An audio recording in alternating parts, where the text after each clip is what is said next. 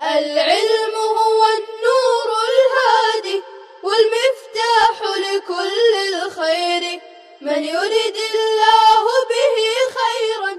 بسم الله الرحمن الرحيم. اللهم صل على محمد كلما ذكره الذاكرون وكلما غفل عن ذكره الغافلون. يا رب صل وسلم دائما أبدا على حبيبك خير الخلق كلهم.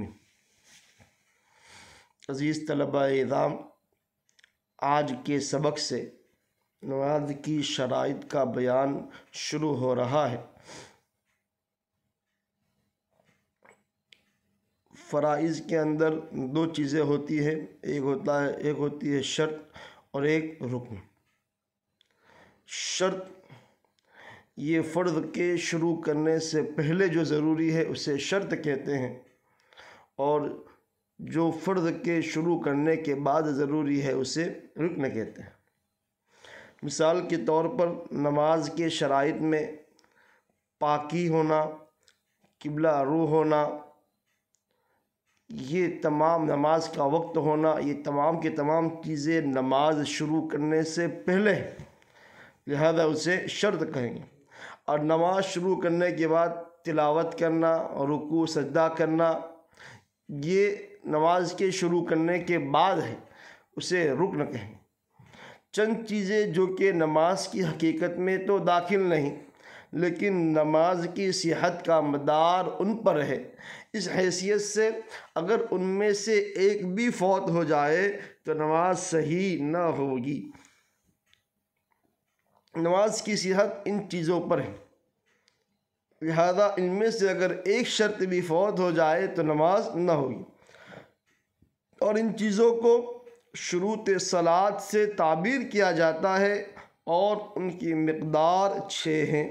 ان میں سب سے پہلے طہارت کا ہونا۔ نماز کے صحیح ہونے کے لیے پہلی شرط طہارت ہے۔ طہارت کے بغیر نماز صحیح نہ ہوگی، اور طہارت سے مراد چند اشیاء کی طہارت ہے۔ طہارت سے مراد چند چیزوں کی طہارت ہے۔ الف، نمازی کا بدن حدث اصغر اور حدث اکبر سے پاک ہو۔ گزشتہ سبق میں بھی بتایا اور اس سے پہلے بھی بتایا کہ حدث اکبر کہتے ہیں ایسا حدث لاحق ہونا کہ جس کی وجہ سے وضو ضروری ہو جائے، اور حدث اکبر ایسے حدث کو کہتے ہیں جس کی وجہ سے غسل ضروری ہو جائے۔ تو نماز کے صحیح ہونے کے لیے حدث اصغر سے بھی پاک ہونا ضروری ہے، اور حدث اکبر سے بھی پاک ہونا ضروری ہے۔ با، نمازی کا بدن نجاست کی اتنی مقدار سے پاک ہونا ضروری ہے جو کہ معاف نہیں ہے، جس کی تفصیل نجاستوں کے بیان میں گزر چکی ہے۔ اگر نجاست غلیظہ ہے تو 1 درہم کی مقدار کے برابر ناپاکی ہے تو پھر اس کو دھونا ضروری ہے، اور 1 درہم کی مقدار سے کچھ کم ہے تو اس کا دھونا ضروری نہیں۔ اسی طرح نجاست خفیفہ ہے تو پھر کسی اس وقت کے 1/4 سے اگر کم ہے تو وہ پاک ہے، اور اگر 1/4 سے زیادہ نجاست لگی ہوئی ہے تو ناپاک ہے۔ تو جو مقدار معاف ہے اس مقدار سے زیادہ اگر نجاست لگی ہوئی ہے بدن میں یا کپڑے میں تو وہ ناپاک ہے، اور اگر معاف مقدار سے کم ہے تو نماز پڑھنا صحیح ہے۔ جس کپڑے پر نماز پڑھنی ہے وہ بھی نجاست کی اتنی مقدار سے پاک ہو جو کہ معاف نہیں ہے۔ جس کپڑے کے اوپر نماز پڑھ رہے ہیں، چادر ہو، مصلی ہو، اس کی معاف مقدار سے زیادہ اگر ناپاک ہے تو نماز صحیح نہیں ہوگی۔ اگر کوئی شخص معذور ہے، جیسے مستحاضہ عورت ایسی عورت کو کہتے ہیں جس کو خون آ رہا ہو لیکن وہ خون نہ حیض کا ہو نہ نفاس کا ہو بلکہ کسی اور بیماری کا ہو، اس کو استحاضہ کہتے ہیں۔ مستحاضہ عورت سلسل البول یعنی پیشاب، مسلسل پیشاب یا قطروں کا مریض، کسی شخص کو سلسلہ البول کی بیماری ہو جائے، پیشاب کرنے کے بعد بھی پیشاب کے قطرے نکلتے رہے اور بند نہ ہو، اسے کہتے ہیں سلسلہ البول۔ یا ایسا زخمی جس کے زخموں سے خون مسلسل ریستا رہتا ہے، خون بند نہیں ہوتا ہے۔ تو اگر کوئی شخص معذور ہے جیسے مستحاضہ عورت، سلسلہ البول یا ایسا زخمی جس کے زخموں سے خون مسلسل ریستا رہتا ہے، تو اس کے لیے کپڑوں کی پاکی کا حکم یہ ہے کہ اگر اسے یقین ہو کہ ایک مرتبہ کپڑا دھونے کے بعد نماز سے فارغ ہونے تک دوبارہ ناپاک نہیں ہوگا تو اسے دھونا واجب ہے۔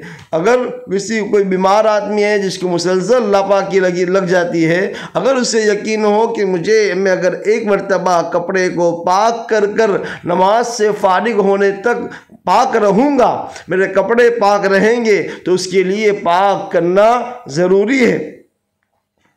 اور اگر یہ یقین ہو کہ نماز سے فارغ ہونے سے پہلے دوبارہ ناپاک ہو جائے گا، یعنی کہ دوبارہ خون نکل آئے گا یا یہ کہ پیشاب کے قطرے آ جائیں گے، تو پھر دوبارہ تو دھونا واجب نہیں ہے، اس لیے کہ اس کے دھونے سے کوئی فائدہ نہیں ہے، کیونکہ ناپاکی تو بار بار آ جاتی ہے۔ انہی نجس کپڑوں میں نماز پڑھ سکتا ہے۔ یہ معذورین کا حکم ہے جو معذور ہے۔ دال، جس جگہ پر نماز پڑھنی ہو وہ جگہ بھی نجاست سے پاک ہو، اور جگہ سے مراد کھڑے ہونے کی جگہ، قدموں کی جگہ، ہاتھ رکھنے کی جگہ، گھٹنے رکھنے کی جگہ اور پاؤں رکھنے کی جگہ ہے۔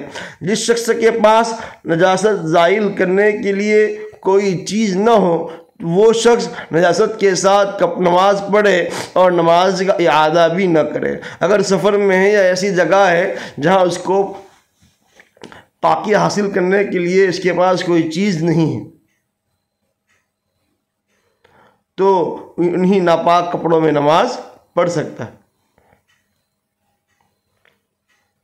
ناپاک کپڑے کے پاک کنارے پر نماز پڑھنا اس وقت درست ہے جبکہ ایک کنارے کو حرکت دینے سے دوسرے کنارے کو حرکت نہ ہو، یعنی اتنا بڑا کپڑا ہو کہ اگر ایک کنارے کو حرکت دے تو دوسرا کنارے کو حرکت نہ ہو۔ بہت بڑا کپڑا ہے تو اس میں کچھ ناپاکی لگی ہو تو آپ اس کا پاک حصہ دیکھ کر پاک کنارے پر نماز پڑھے تو نماز پڑھنا درست ہے۔